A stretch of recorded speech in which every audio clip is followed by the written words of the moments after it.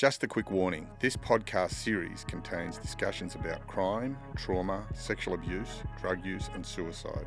Listener discretion is advised.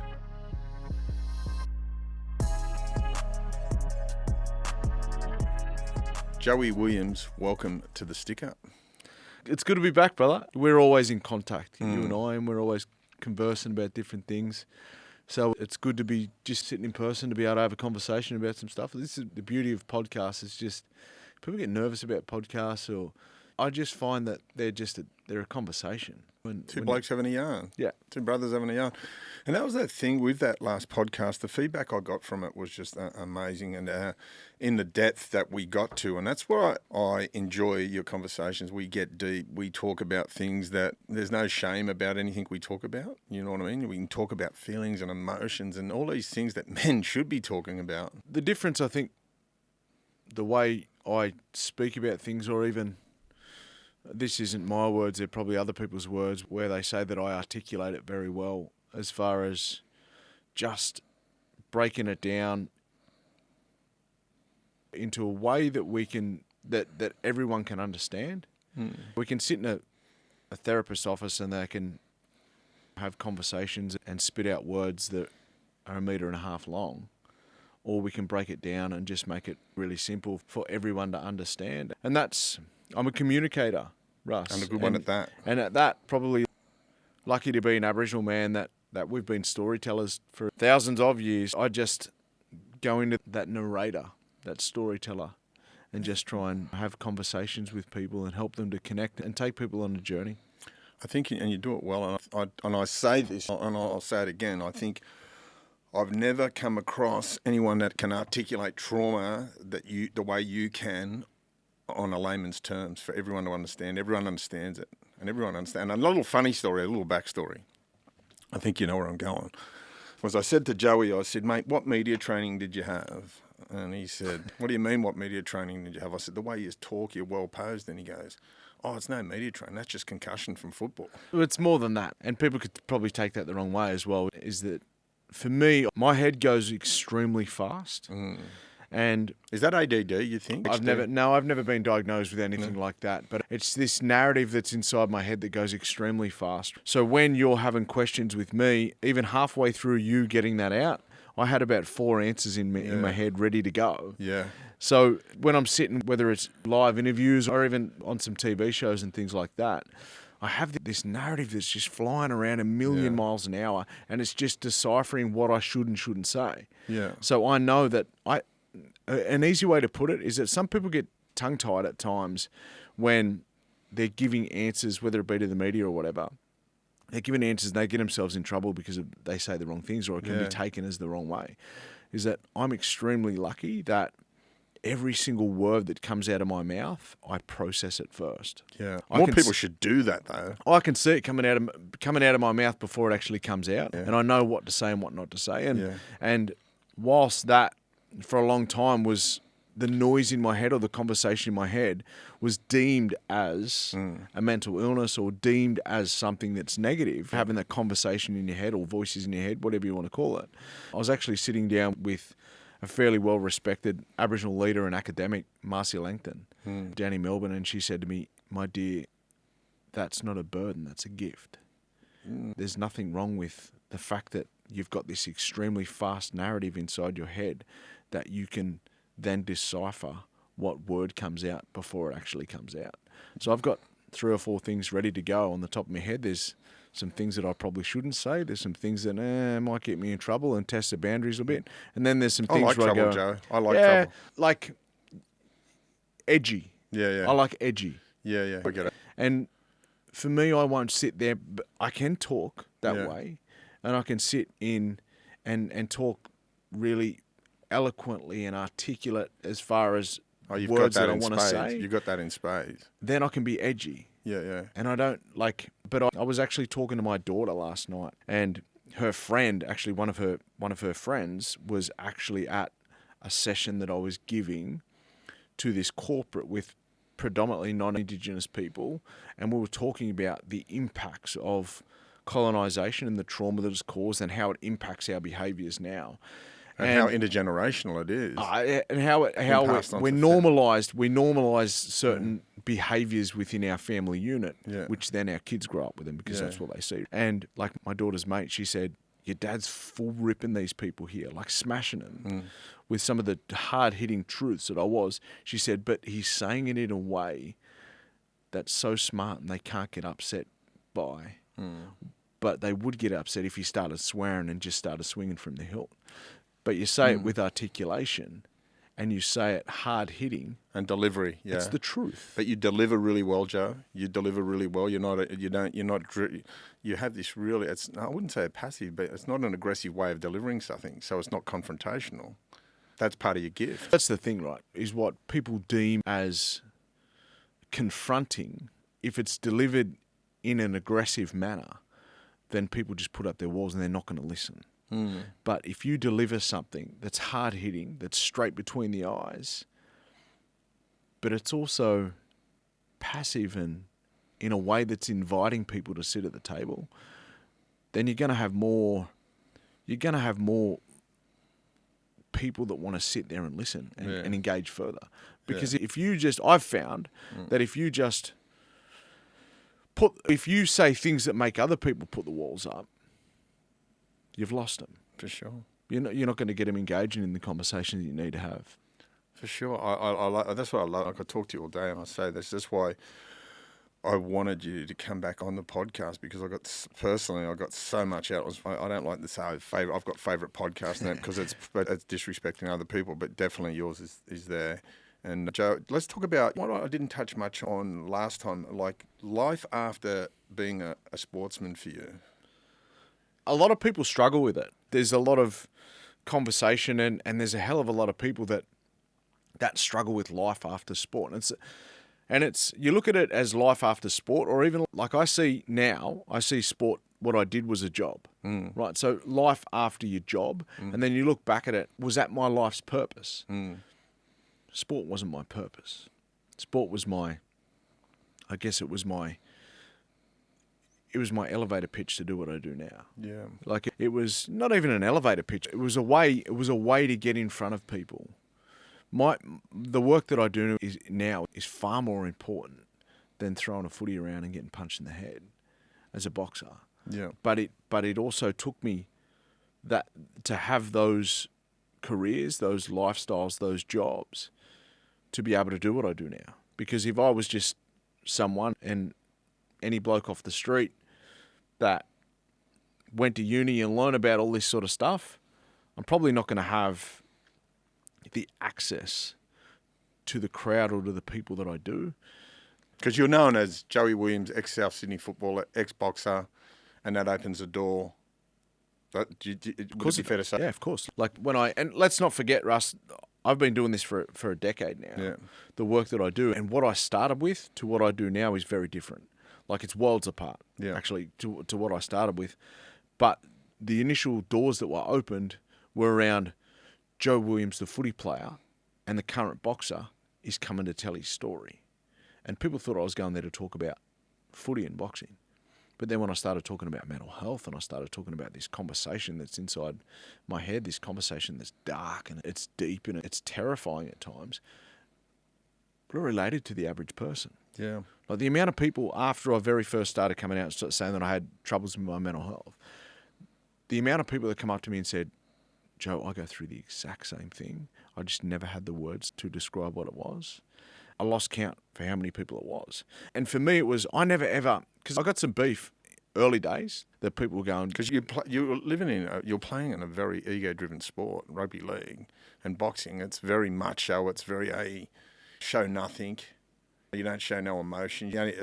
If anything, in both sports, is aggression. The only thing you show. So you're showing the totally opposite to aggression. You're showing vulnerability. Well, you're not allowed to show that. Yeah. Are you? You're not allowed to show that in those sort of sports. And I think we as a society have been so conditioned that we applaud that tough stuff and we don't applaud vulnerability, where there's real strength in what vulnerability is. Because it gives us a different access to ourselves. Being vulnerable isn't about just telling your story and blurting out your soul. being vulnerable is going to the places where you don't want to go and sitting in that and starting to understand what it is and then being able to verbalize it. So being vulnerable, all of us, Russ, all of us, having conversations recently, I'm a massive deflector, right? So I can get into deep conversations with people and then I'll just crack a joke. And then people who know me, or even the therapist that I sit with, they know exactly what I'm doing. But most importantly, in that moment, I'm starting to know what I'm doing. When that little voice inside my head is telling me to project somewhere else or telling me to deflect somewhere else into a joke or to change the subject, again, that fast narrative that's happening inside my head, it's telling me to sit with it. No, don't go away from that, Joe. Have a think of why you're actually trying to deflect away from that. Sit with that. That's a beautiful awareness. To grow into that beautiful awareness. It's taken me many years, brother. I know. You know what I'm bad for it, especially with females, when they start talking about how do you feel, and it's like, hey, geez, your hair looks good, or I can love your toenails. I'm bad for that. And when you were just describing that, I just caught myself doing the same thing. I was going, I'm on that. I'm on that same path. And I think when you have the ability, like you just do, to articulate that to people, you put them in the moment. I do that. You create for your own, I guess, your own digging deep and diving deep and work on yourself. You're allowing someone else the gift. You're fast tracking them. What an amazing gift you have. What it is, Russ, and I do so much work internally when I'm out on the road driving, listening to different podcasts, and I don't surround myself with a hell of a lot of people all the time. Like, I'm in front of people every single day of the week with what I do for a job, but I don't surround myself with a lot of people all the time. And that allows me to sit with me a bit. And do you find a good road trip will do that? I find road trip therapy. It's the best medicine, mate. Yeah. It's the best medicine. Road trip and lawn mowing. All of these different forms of therapy have been bastardized to it's almost like people are now doing things that they actually don't know what the benefits are. People are doing things, and just because they can get paid to do it, it's becoming bastardized. You look at some of the cold therapy or ice plunging and things like that people talk about. A lot of people don't even actually know the process of what's happening within the body and within the brain when they're doing it. But they'll just say, oh, we're doing these cold plunges, the buzzwords at the moment. Yeah. We did them every week after training for footy, like it was just ice baths. That's what you do for recovery, right? Yeah. Stop inflammation. Yeah, so people don't actually know the benefits of what it is. And so I'm a little bit, I won't even say protective, but I'm a little bit careful of some informations and stuff that I do share. But one of the best things that we can do, one of the absolute key things that we can do as individuals, as men, is learn how to meditate. Get in the space of meditation and learn to slow down what's going on inside our head. Because once we can slow down what's going on inside our head, we can actually decipher or separate our actions from our thoughts. And that's, you see the shirt that I've got on today, that's the logo for the new academy that I've just recently founded. And it's working with young people and at a really young age. And a lot of the work you do is with childhood trauma and that sort of stuff, isn't it? And the enemy within, your book. You're a guy that's, mate, you remind me of one of those cave divers. That's an interesting analogy. Yeah, it's a cave diver, like you've just dug fucking, you went to the depth. Yeah, and as I was alluding to a minute ago, with the academy and the work that you say that we do a lot of work with childhood trauma, is that people don't actually know the impacts of what childhood trauma is, or they don't actually know that everyone is at different parts along the journey, along the road of being impacted by childhood trauma. They don't know what trauma is. They think it's the big things, which it is, without doubt. But Give us a few examples of childhood trauma, Joe. Give us a couple, like some of the behaviours. Behaviours is a good one because it's I always talk and say that behaviour is language. Yeah. Like we judge young people, we judge everyone for their behaviours Yeah. without actually knowing or understanding where they come from. But let's look at what actually trauma is. People think it's the big things. I said it before. People think it's the big things, and it is that. The different challenges that we have, that we're experienced to, that we put onto others. But I guess that the way that I've learnt what it is, and one of the best definitions of it, is by a guy called Dr. Gadigal Land. Addiction specialist. Yeah, and he says that with trauma is not what happens to you. It's the process of what happens inside of you because of what happened to you. Mm. So you look at it, right, is that you've got a green jumper on right now, right? You come and bang me in the face, always I'm going to be reminded of being banged in the face by anyone that I see with a colour of jumper on that same time. And that's not because the little old lady walking down the street is a scary person. It's because the process happened inside me that has formed coping strategies or protection mechanisms around what happened. Right? So we look at all the different challenges that happens within our childhood. And again, I'm not talking about the big things. I'm talking about the impact of being left to cry to sleep as a baby. How many times have we seen, heard, and witnessed that? When babies are being left to self-settle or self-soothe without actually understanding that babies cry themselves to a point where it's almost like they pass out from crying. It's not, they're just so tired, they've cried themselves to sleep. Within that moment, their brain and their body is actually forming coping strategies around that discomfort. That discomfort is making them cry. Yeah. And their body and their brain is actually forming a coping strategy to dissociate from that. Yeah. And that's a big thing with trauma, disassociation. I know from my own trauma, biggest coping mechanism for me was that it didn't happen. I pretended it didn't happen. I would use drugs and copious amounts of drugs to numb myself because I didn't want to engage in that feeling and the shame and all of that stuff that went with it because it hurt. It wasn't good. It was a horrible feeling. It was something that I got to the point where I couldn't live with. If I had to live with it, I would have rather died. And there's so much in what you just said as well, is that there's been, and obviously people who listen to these podcasts obviously are aware of some of the content and so forth as well, that it can be triggering.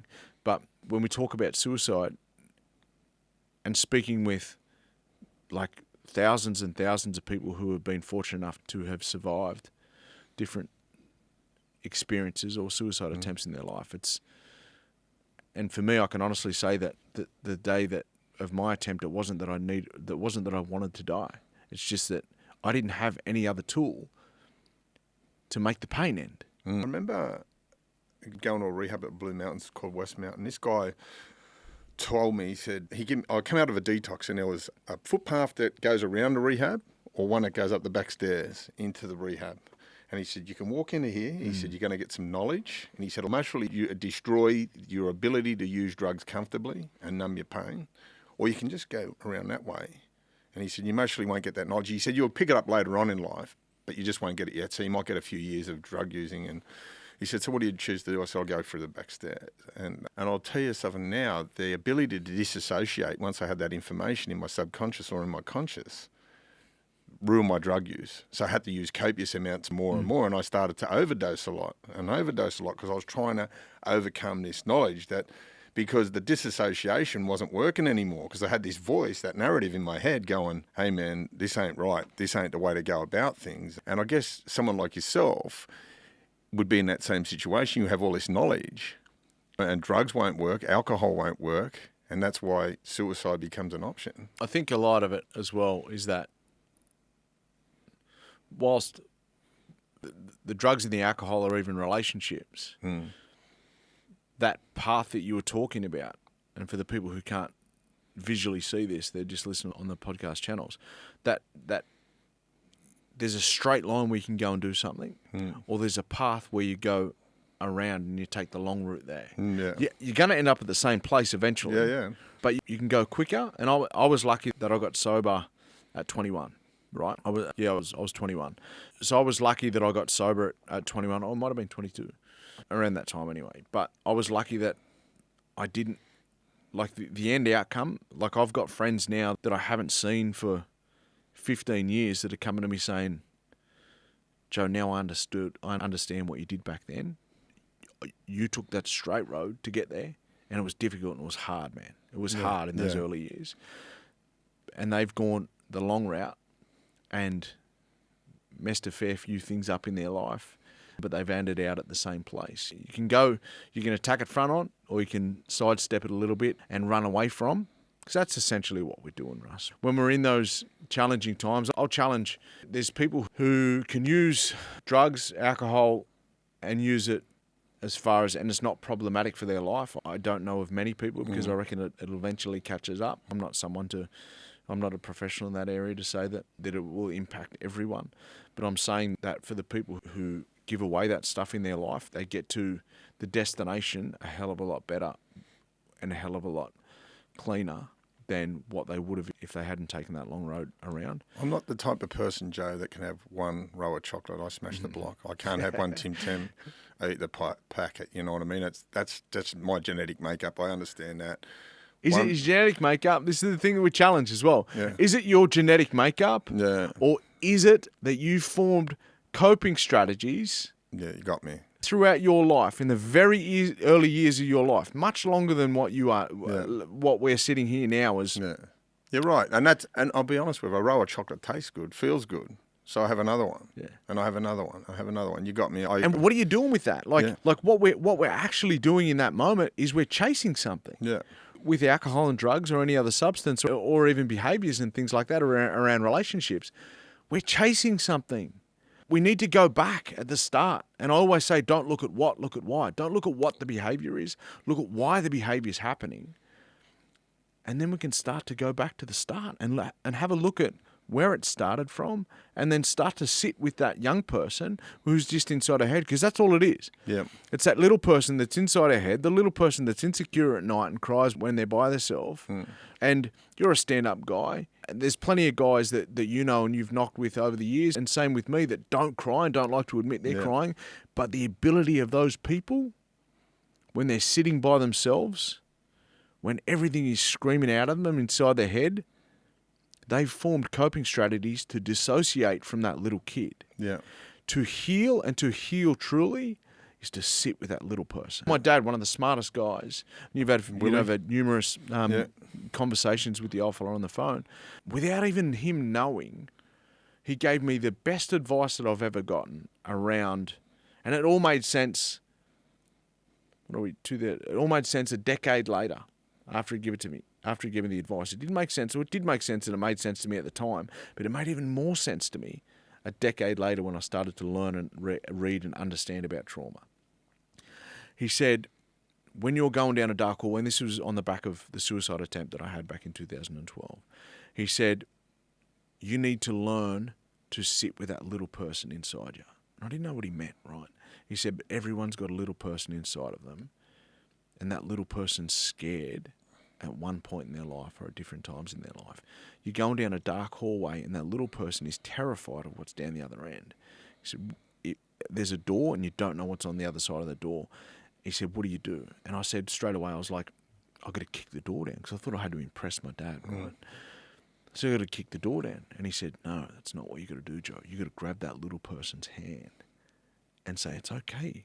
We can do this. We can walk through this door together, and everything will be okay. You're going to be safe because I've got your back.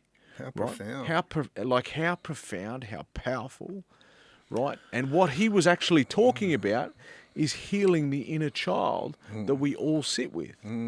That little person who screams at us is just that little person walking down that dark hallway that doesn't know what's on the other side of that door. Where do you think he got that? Your dad was very similar to me. He went for all the boys' homes and grew up in boys' homes and sort of stuff. Went to a couple of similar boys' homes that I went to. Where did he get that knowledge from? Because he's faced his own trauma. There's no doubt about that. Yeah, Dad's and again, I'm not telling Dad's story. I have said numerous times that I believe that my dad is the most intelligent man that I've ever met, but didn't go a day past year 8 at school. his dad's someone who's a profound reader. He'll just read and read and read. And read all these different books. And like he read books 25 years ago, like Excuses Be Gone and The Power of Now. He was a searcher. Like he was someone who's always diving. We just talked about it. And then the cave diver. He's someone who's just always looking for more knowledge. And he's always someone who's just challenged the narrative around different things. And he told me that back in 2012. And without doubt, it was some of the best, most profound advice that I'd ever heard.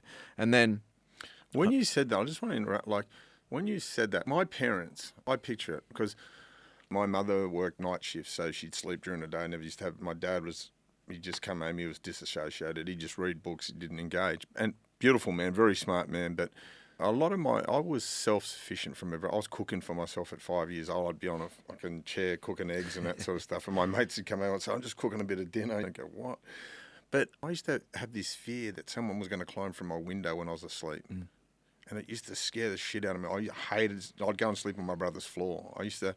And when you were talking that, I visualised, because I'm a visual person, I visualised the adult me walking into my room me as a 6-year-old and saying, mate, it's all right, sweet.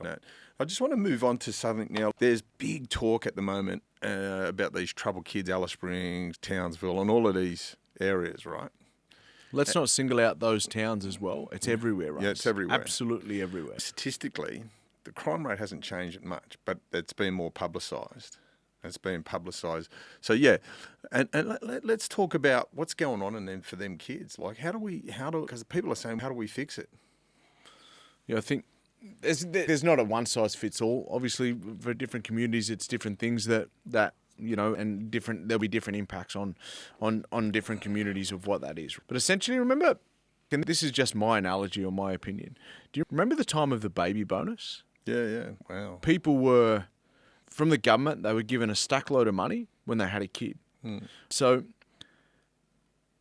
what I see now is the kids that are running amok today, and this is generally speaking, this isn't pointing the finger at any community or anything like that, this is generally speaking, with the amount of kids that I work with across the country, generally speaking, is that what we see now is that the kids that are having challenges or being challenges within the communities that we have are kids of the people born out of that era. Man, you know what? I never even noticed that. And you look at that, right? Let's go deeper into that, Russ.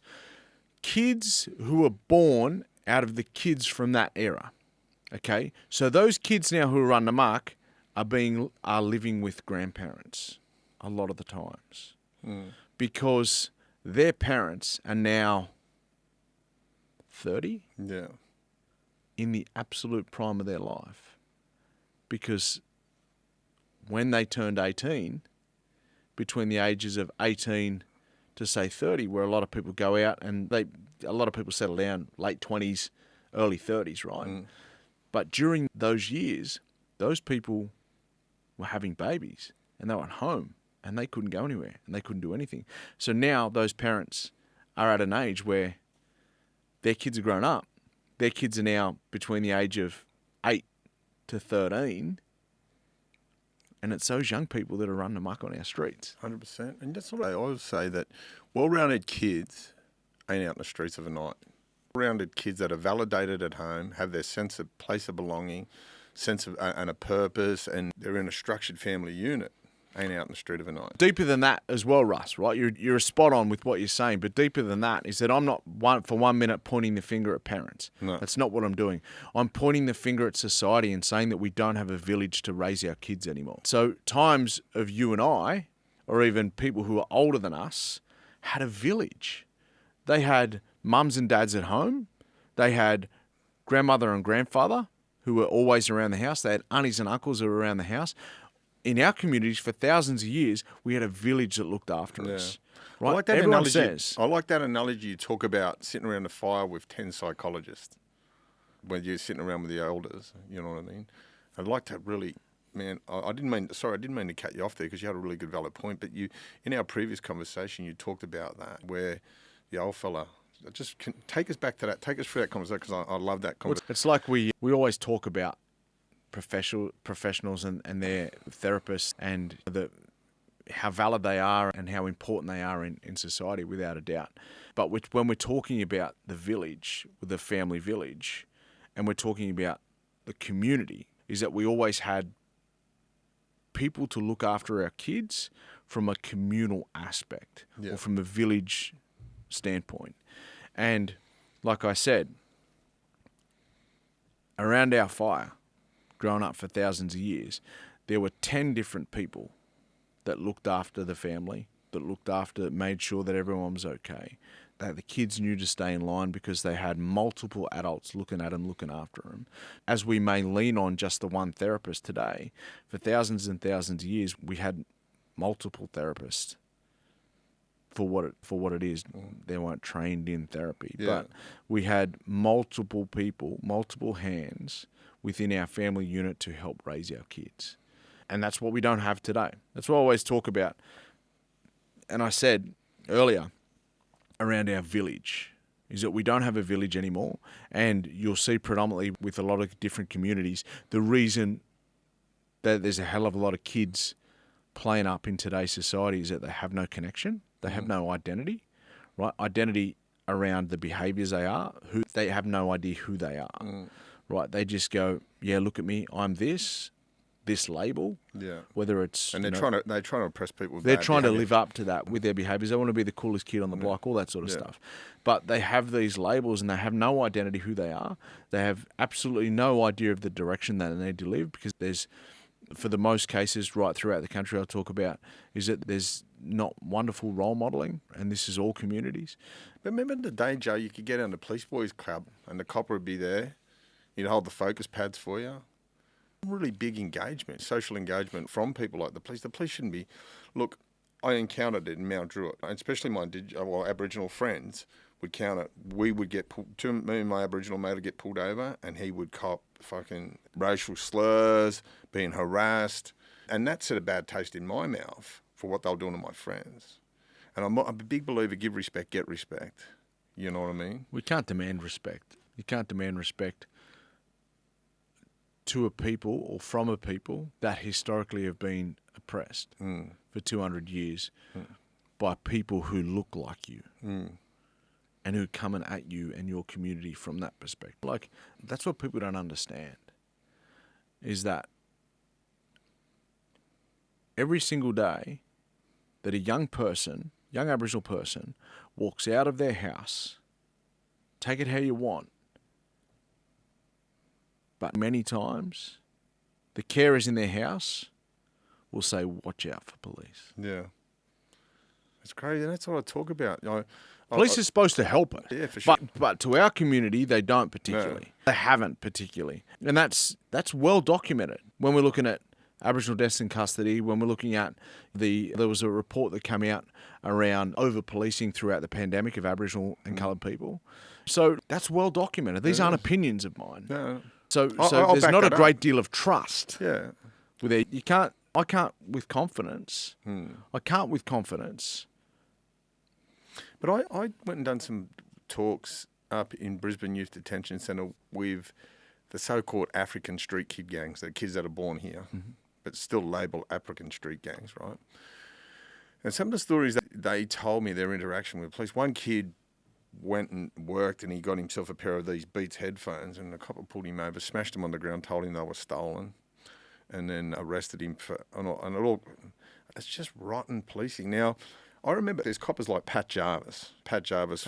Yeah, Pat Jarvis had to... The old man played at St George with him. Yeah, and he took Jeff Fennick into Newtown Police. He played a prolific part in Jeff Fennick's career. That old school coppers now, mate... I love the idea of coppers pulling up at the football field and having a game of touch and interacting, and that's how they get the best out of these kids, not harassing them. Funny, I used to live with a cop. Yeah. I used to live with a cop back in Dubbo. Yeah. And we grew up together and played footy and touch footy and so forth together growing up. Great guy. Yeah. Fantastic guy. At the end of the day, he goes out to work to get paid and do the best that he can for community, for his job. Yeah.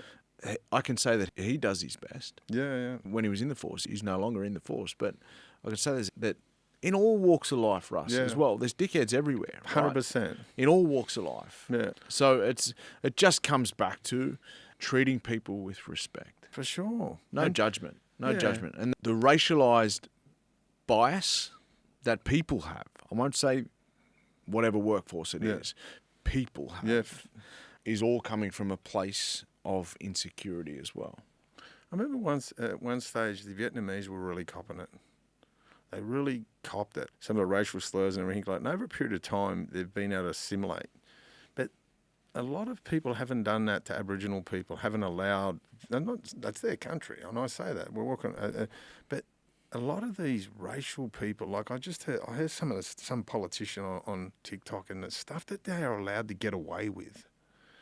How they are allowed to offend people without anyone pulling them up and saying, hey man, I find it disgusting. Growing up in Mount Druitt, a lot of my friends were Aboriginal. I just loved it. We were the same. I didn't look at no judgment or anything like that. Why would I? I always say to a racist, if you're drowning at the beach, would you care what the colour of the person's skin was that was going to save you? Would you care? Would you say, no, you're black or you're yellow or you're whatever? That's just a sickening disease we've got to get out of society. The sooner we get out of it, the better. It's also a trauma response too, Russ. We talk about learned behaviour. We talk about the impacts of trauma within communities. You know, I always say that the first people who got off the boats, and this is stuff that's well documented throughout the journals, throughout history. I think it was Governor Macquarie at the time said, we shall hang the natives in the trees to strike fear into the other natives. That's not word for word, but I do have the quote in my phone. I can chase it up. But we have statues erected of these people. Yeah. They're celebrated. I live at Dubbo on the Macquarie River, and it's named after the guy who was talking about hanging people in the trees to strike fear into the other natives. And we celebrate this in this country. And those people had kids, and then they taught their kids that.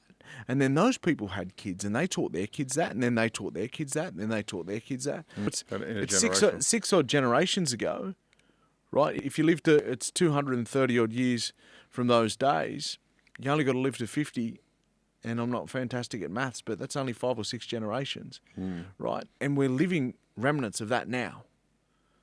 So those older people who saw the first people of this country and said that they were worthless, said that they were hopeless, said that they were good for nothing, like I said, told their kids, and they told their kids, and they told their kids, and they told their kids. And then here we are today. It's any wonder that we have people still charged by race. It's disgusting. No, it's disgusting. Honestly, it's hurtful. I think it's meant to be hurtful, Joe. I think it is because it creates that suppression, because people always want people to be lower than... Someone's always want to lift themselves. It's like that, this big hater culture. I feel like shit, so I'm going to make you feel worse than I do. That's that whole hater culture. And what's the answer to that? Kindness, mate. Kindness. Yeah. Stan Grant mentioned Stan it. Grant. He said it when talking about... Stan, let's just clarify, Stan's your cousin too, isn't he? Yeah, Stan's cousin, yeah. So just when all that stuff happened around Q&A, and he was the racial abuse and the racial violence, let's call it that, because that's what it is, that he copped online around different things, that has a massive impact. That has a massive impact on an individual. But he said statements like, when we were talking about Yinjamara, which is the term of respect and kindness as Wiradjuri people. He said again, I'm paraphrasing here, but our people meet hate with love, and we have done. Like I was delivering a session yesterday, and an elder said, he goes, and again documented, right, that Aboriginal people, when they could throw spears, they could hit a kangaroo that was flying along at a massive speed, they could hit a kangaroo 50 metres away when they're throwing it with one of the spear throwers, right? They could hit it, no dramas. Do you honestly think when they turned up in the ships that our people couldn't have done that? Of course they could have. Yeah. But our people aren't inherently violent and warring people, right? again, documented how our First Peoples tribal people right throughout the country took non-Indigenous people in and showed them the way. How do you think white people got across the Blue Mountains? They didn't have a GPS. Yeah. Our people walked them through. So our people aren't inherently violent people. Violent people are there as a trauma response out of a place of protection, right? Because somewhere along their path, within their life, I'm not condoning it. That's not what I'm doing, Russ. I'm explaining it. Somewhere along their life, something happened to those people which forced them to respond and build coping strategies of protection. When people come of age, that protection can be violence. I always say this with the work I do at the Voice of a Survivor. I say, and some of the stuff I'm doing with the prisons is the underlying issue of violence is trauma. The underlying issue of drug addiction is trauma. The underlying issue of self-harm is trauma. Now, when we have these let's get tough on crime campaigns, let's not worry about the crime. Let's deal with the trauma and the crime will go away. It's fucking simple. Many of us have been speaking about that for a long time now. When you look at not even that. But how come, Joe, these academics and all these advisory people can't get that? How come they can't get us to that? That's blatantly obvious. Well, if you know what you're talking about, it's blatantly obvious. Yeah. There's controversial terms and controversial people. People like how I mentioned him earlier, Gadigal Land, when he talks about how the end product of things like anxiety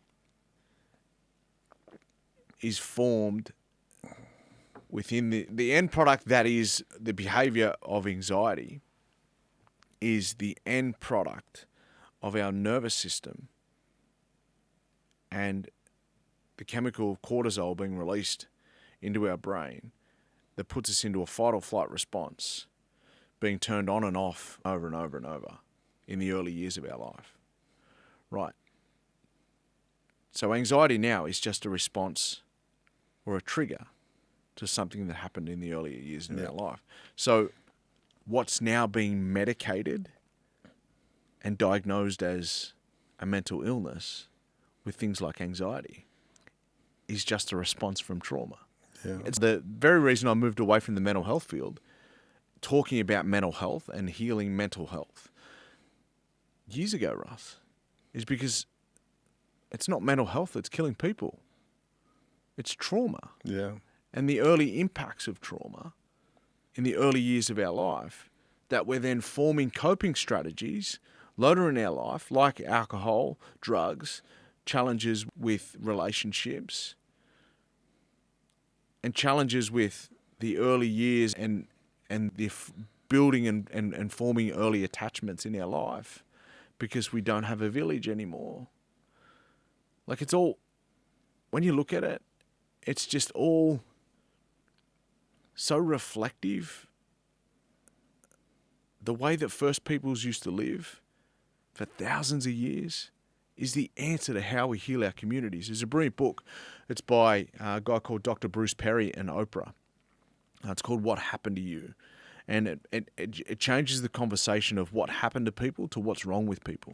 Sorry, it changes the conversation of what's wrong with people to what happened to people. Yeah. Because when you understand what happened, you understand that the behavior is just a response to what happened, right? And in that book, Dr. Bruce Perry says how ironic that the people and cultures that have been most marginalized throughout the world will be the people that we turn to heal our modern woes. Yeah, I love that quote.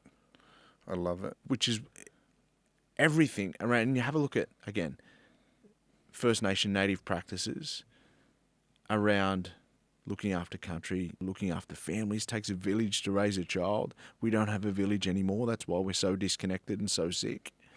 As people, you're looking at the different practices that we had, which were all a form of being present and around meditation and mindfulness. That's how we lived for thousands of years. And connection to the earth. Connection to people as well. Yeah. We're the most disconnected people in the world. I asked you we have conversations. I said, what about these? What do we do with these kids? He goes, let's go find out what happened to them. Let's go and find out what's going on. I've got some ideas. I'd love to get out. My biggest problem at the moment is the police don't want me out there.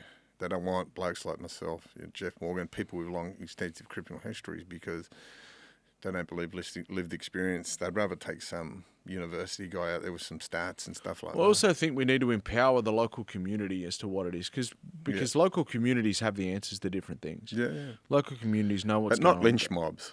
Not these lynch mobs that you're starting to see form and everything like that. I think these kids are hearing them, calling them filthy little animals and everything. I don't know if that's going to be that's just adding to the trauma. I think that self-belief that these kids already have, that's what we've got to change. We're not going to reinforce that. When we're hearing grown adults talking about bringing violence to kids as a form of fixing things, it's just so far off the mark, Russ. Yeah. Like kids who are in trouble, what is the one thing that kids need who are out there being destructive in communities and getting themselves in trouble? The one thing. If you had only one thing to give them. Love. Oh, mate, there it is. It's not rocket science. And that's what I say. I believe that love is the antidote for trauma. For my own trauma, it was like getting that self-belief back, that self-love, that self-worth. And once I got all them things back, the bad behaviour stopped. The drug addiction stops.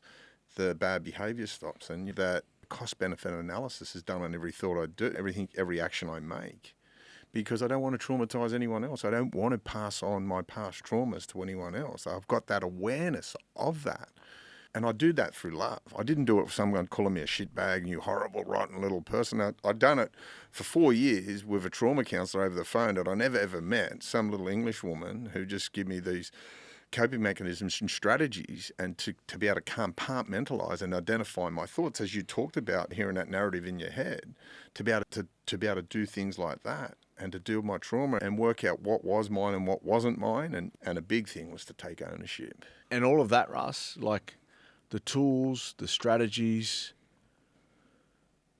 the identifying, the awareness, is all back to what we said 10 minutes ago.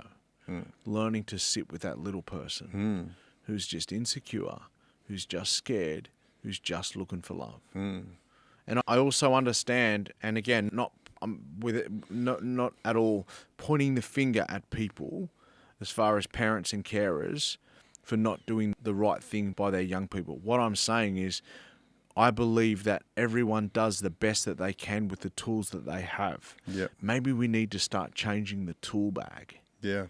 And we need to start equipping people with tools to help young people and show them love. Because when we blow up at a young kid, like my own kids, when we blow up at a young kid, and you've mentioned it before, that you've had different challenges with your young fella when he started living with you and things like that. When we blow up at a kid, we're blowing up at a young person who's struggling to communicate with us, but we're blowing up because that young person's triggering our needs. But we actually should be helping them with their needs rather than making it about us and blowing up back to them. Sure. So when we got kids blowing up, the first thing we need to do, come here, is everything okay? Yeah, it's that simple. Let's have a hug first, and then we can start to discuss it. That's beautiful. I'll tell you what I'd love to do. I'd love to sit down with my old man. I'd love to have him here. He's welcome around this table anytime. And just talk about different things. And you know what? The beauty of how we raise kids for thousands of years is that we're so critical of parents not raising their kids now, but we don't understand that the role that grandparents played in raising our kids for thousands of years. My oldest boy lives with my dad. He lives with my mum and dad. Does it impact me that he turns to my dad for more advice than he does me? I'm his dad. He should be coming to me. Does it impact me? No, it only impacts my ego. Because I know that for thousands of years, it was his grandfather that said, here, leave him alone. Come with me. I'll show him what to do. Yeah. It was my job as a dad just to say, oi, stop doing that. This is what you got to do. Do the right thing. And then the grandfather would say, hey, you leave him alone. Let me look after him. What a beautiful culture. You know? And so there's so much about the oldest people in the world, Russ. The oldest documented history of people started right here in this country. We need to learn so much about what they did and how they did it, because you don't go on for 200,000 years living in a society where you just walked around killing each other. Yeah. You don't live in that and last that long by doing negative things. There must have been some positive stuff that we can learn from. For sure. It's a beautiful culture. Like, man, I've been... Like, I remember being out in Alice Springs with these beautiful Yindamoo people. I just went, wow, they've got it. Their peace was everything. I was just recently, I told you, and we'll just finish on this, is that elder I was talking about, he talked to me about how it was documented in one of the journals that when they were observing Aboriginal people, when they first come to the mainland 230 odd years ago, when they were observing, they said that they only live with meaning, they only lived with purpose, again I've got to find the right words, for 2 hours a day. They only did things practically with purpose for 2 hours a day. The rest of the day, they spent living with each other, loving each other, looking after each other, and doing things together. Like, how much could we learn from that society? Yeah. How much of us now spend, I reckon we spend about 2 hours with our kids. Yeah. Yeah, everything's looking more after important. each other. On that note, Joey Williams, thanks for being on the Stick Up, brother. Always a pleasure having you here. Always a pleasure, mate. You take it easy, Russ. Look after yourself. Likewise, brother.